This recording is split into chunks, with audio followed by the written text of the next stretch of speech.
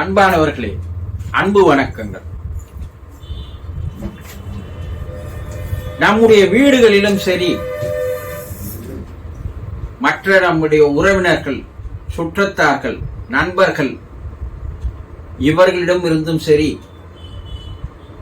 ஒரு வார்த்தையை, ஒரு பழமொழியை நீங்கள் கேட்டிருப்பீர்கள்.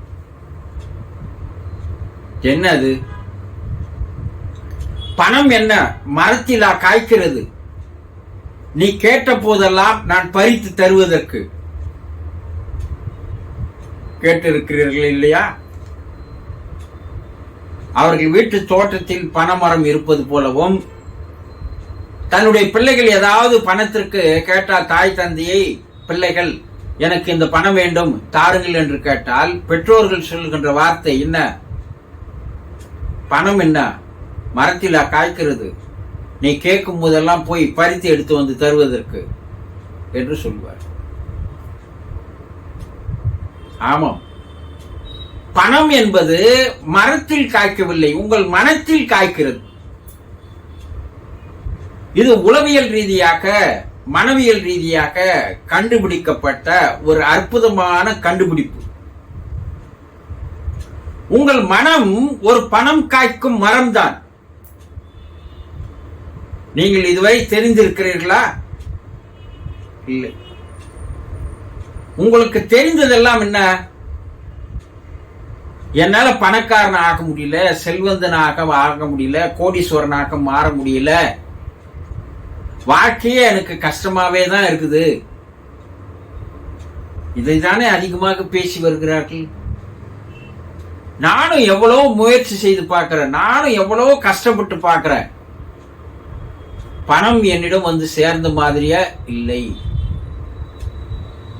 சொல்றாங்களா இல்லையா? மற்றவர்களை, கோடீஸ்வரர்களை, செல்வந்தர்களை பார்க்கும்போது, அவர்களோட ஒப்பிட்டு பார்க்கும்போது, அவர்களைப் போல் நம்மால் ஆக முடியவில்லையே, அவர்களைப் போல் நம்மால் வாழ முடியவில்லையே, இறைவன் ஏன் என்னை மட்டும் இப்படி வைத்திருக்கிறான், அவர்களை மட்டும் அப்படி வைத்திருக்கிறான்? யார் மேல பழியை போடுறோம்?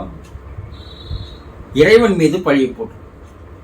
என்னுடைய கர்மா, நான் இப்படி வந்து பிறந்து இப்படி கஷ்டப்பட வேண்டும் என்பது என்னுடைய கர்மா. அவன் அப்படி வசதியாக வாழ வேண்டும் என்பது அவனுடைய கர்மா. தலைவிதி, தலையெழுத்து. சொல்றாங்களா இல்லையா? இது 100% உண்மை. இதற்கும் இறைவனுக்கும் எந்த ஒரு தொடர்பும் கிடையாது. உன்னுடைய கர்மா தான் உன்னை இந்த நிலைக்கு எடுத்து வந்திருக்கிறதே. இந்த கர்மாவை கழித்து விட்டு இந்த நிலையிலிருந்து உயரலாம் என்ற எண்ணம் யாருக்குமே வருவதில்லை. என் தலைவிதி நான் அனுபவிச்சுட்டு போறேன், என் தலையெழுத்து நான் என்ன பண்றது, அப்படி எழுதப்பட்டிருக்கிறது.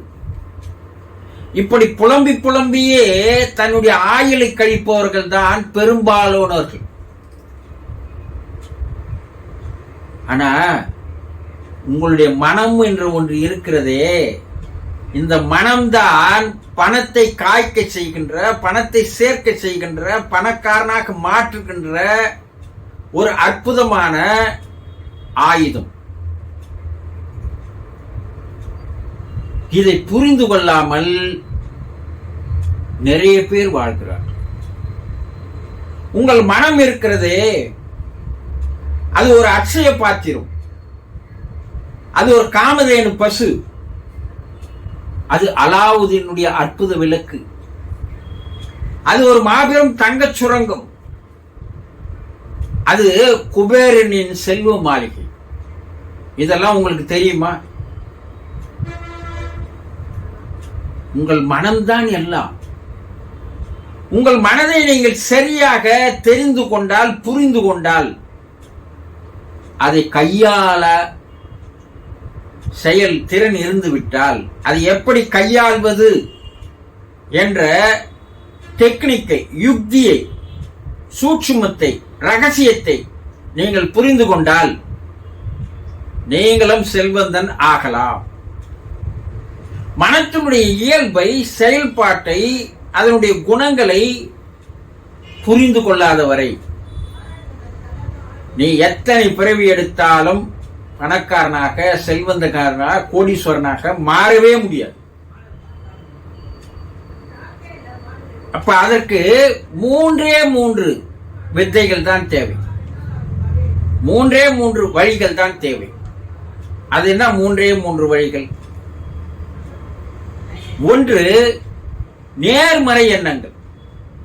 உங்கள் மனதில் தோன்றுகின்ற எல்லா விதமான எண்ணங்களும் நேர்மறை எண்ணங்களாக, நல்ல எண்ணங்களாக, பரிசுத்தமான எண்ணங்களாக, தூய்மையான எண்ணங்களாக இருக்க வேண்டும்.